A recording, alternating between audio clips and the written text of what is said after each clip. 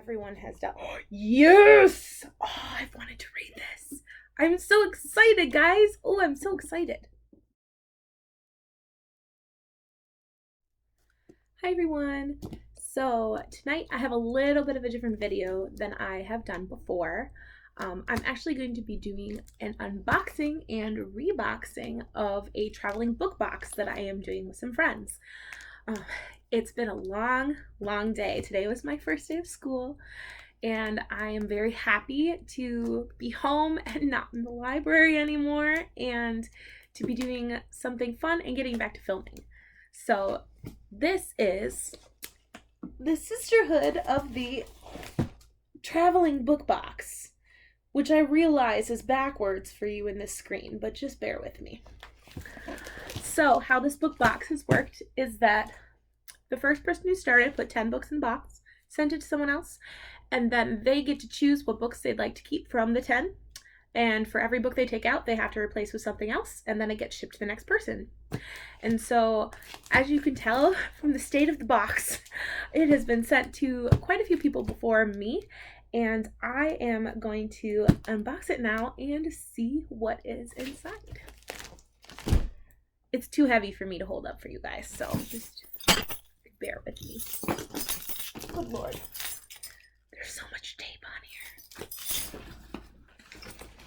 Huzzah! Trying not to rip the box because it was so lovingly decorated. And so I want to keep the box. When it reaches its next location, it still looks all pretty. Hopefully. My goodness, everything's so packaged. I'm going to unpack it all off screen, and you're just going to see my facial expressions. And then after I've seen all the books and decided what I wanted to take, I will show you guys.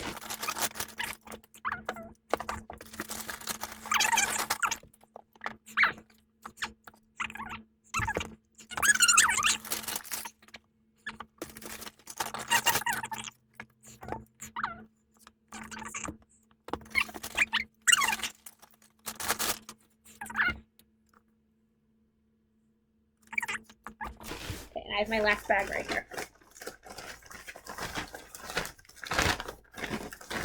Us book lovers know to always wrap books and things so that they don't get ruined in the box like Amazon lets them. Ooh.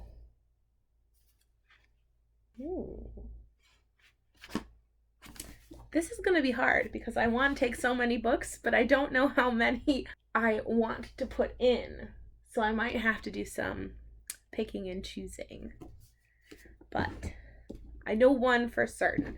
So I will be back in like 3 seconds on here. Okay, so I have gone through all of the books in this box. There are so many that sounded real good to me, but I have been trying to lower the amount of books on my TBR and to just be generally good about taking in new books, because I tend to go overboard, because who doesn't love getting new books? So I have picked 4 out of this box, and I was wrong earlier. There are actually 14 books in this box. I forgot that Josefine decided that there were just too many things she wanted to share, and so our box is larger than most of the traveling book boxes that go around. So I picked 4 out of them. There were other books that I did want, but I wanted to be able to balance things on my bookshelf. So my first pick is Something Wicked This Way Comes by Ray Bradbury. Now, the only Bradbury book I have read is Fahrenheit 451, and I felt very ambivalent towards it. I liked the prose. I didn't have a problem with the way Bradbury wrote. I think that the reason I didn't like the story is because I love books so much, and literally reading about people burning down books hurt me inside a little bit. It's not my favorite dystopian novel, but it is really good, and it's a classic. So I've been told by people, including Pete from the Ponderings of Pete, that I should try more Bradbury. I've been trying to add more classics, or it's not really considered a classic, but books that I feel like I should have read when I was younger into my TBR. So this will be one of the ones. The second one is also one that I would consider a classic, and that is The Color Purple by Alice Walker. I have not seen the musical, and I'm kind of glad I haven't because I have heard many people say how wonderful this book is. I know that this story is going to be difficult to read in some ways, partially because of the topics covered in this story. There are a lot of things discussed about Black women in America and the lives and that they lead and the difficulties that women of color deal with in America, especially in the time when this was written, which I'm sure do not differ significantly from the issues that women are facing, or women of color are facing now. The third book that I'm taking, which is the one I think I squealed about a little bit when I opened it, but is The Night Circus by Erin Morgenstern. I've been dancing around this book for a really long time. I know it's been out for quite a few years, and it's always been one of those ones where, you pick it up at the store and you're like, I should get this book. I should read this book. I've heard it's really good. And then for some reason or another, you put it back down on the shelf. That has been this book for me. And I know that it's kind of a divisive book. Some people really love it and some people don't. I think that I'm going to love this. I'm not a huge circus fan because I don't like clowns, but I don't think there's really going to be clowns in this book, so I think it'll be fine. So yay, thank you for whoever put this in the box because I'm super excited about this one. And the last book is Z, a story about Zelda Fitzgerald, written by Therese Ann Fowler. And if you have seen other of my videos, you will know that I love F. Scott Fitzgerald. One of my favorite books of all time is The Great Gatsby. I am in love with his writing. I'm in love with his prose. And the story on the street is that he may or may not have actually written it himself, and that a lot of his writing may have been taken from his wife, Zelda, who is supposed to be this amazing character of a woman. And so I think this is going to be really cool. As soon as I picked it up, I was like, I have to have this book. I have to read this book. This is the last book that I took out of the box.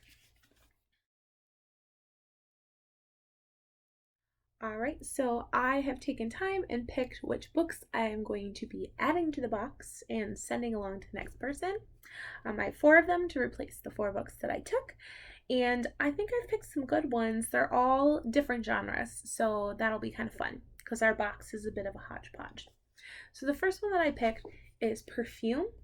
This is a book that was written back in the 80s by a Swiss author. I can't say it's Patrick Suskind. I probably butchered that. But this is a very odd book, but I found it very intriguing and very different from other things I'd read.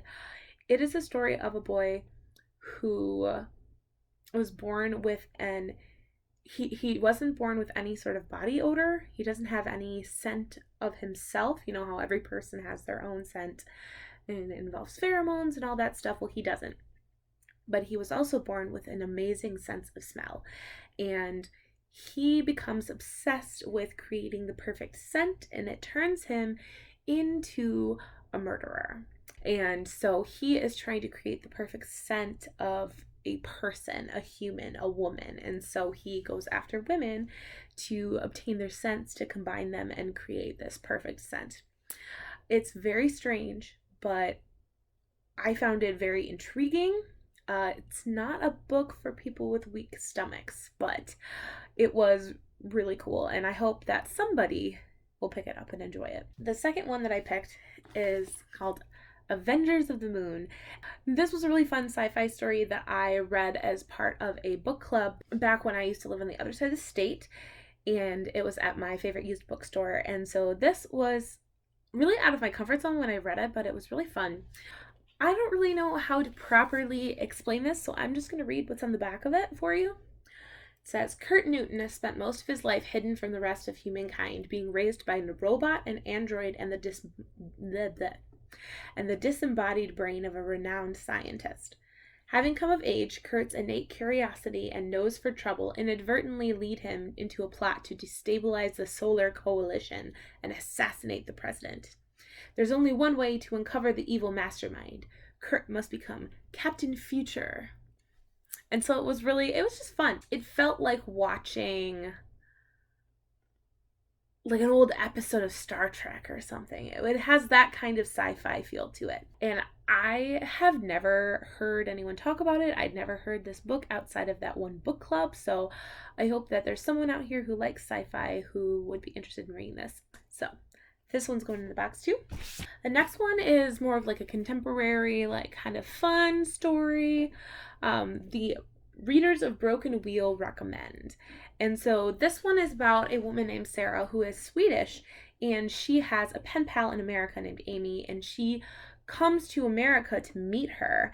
And when she gets to the town that Amy lives in, she finds out that she has actually passed away. And so Sarah doesn't really know what she's going to do. She really wanted to get to know this person who was a really close friend of hers. So she decides to open a bookstore in this town using all of the books that Amy had at her house. So it's really cute. It's a little fluffy. It has, some poignant emotional moments, but it is a nice, fun, contemporary book to read. And then last but not least is Underground Railroad by Colson Whitehead. This one is like a slightly fantastical spin on a historical fiction novel. And so the whole premise of this story is, what if the Underground Railroad was actually a railroad?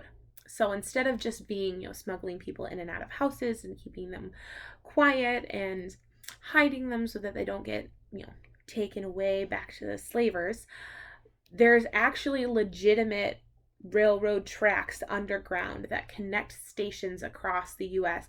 to deliver runaway slaves from the South into the North. I thought it was a very unique idea. I really love Colson Whitehead's writing. I think it's a great story. He writes it in a bit of like an episodic way, so it feels a little bit like the Odyssey, where you go to different places and experience different things each time. And so every time our main character Cora gets off at a different stop, she experiences different things, and it's almost like going into a different world. I really, really, really enjoy this book.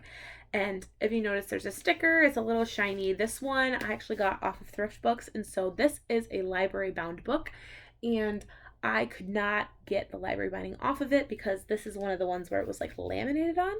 So I hope whoever gets it is not really that picky when it comes to book covers. It's still in fairly good condition, and a book is a book. The story inside's what matters most of the time. So those are the books that I ended up putting in. So I took 4 and I put 4, and now it's going to be sailed off to the next person on our list, which is Stephanie from Mrs. Richards Reads, and I will put her link down below to her channel. And I actually received the box from Evie from She Was Only Evie, and so I will also put her channel down below. And I was really excited to be a part of this. It was so much fun, and it has brought a little bit of happiness to my first week of school because it's a little bit stressful. So I'm glad to have been able to do this, and I would like to do it again someday. It would be really fun. So I hope you guys have a wonderful evening. As always, thank you so much for liking, subscribing, and commenting. I appreciate it oh so much, and have a wonderful evening. Bye.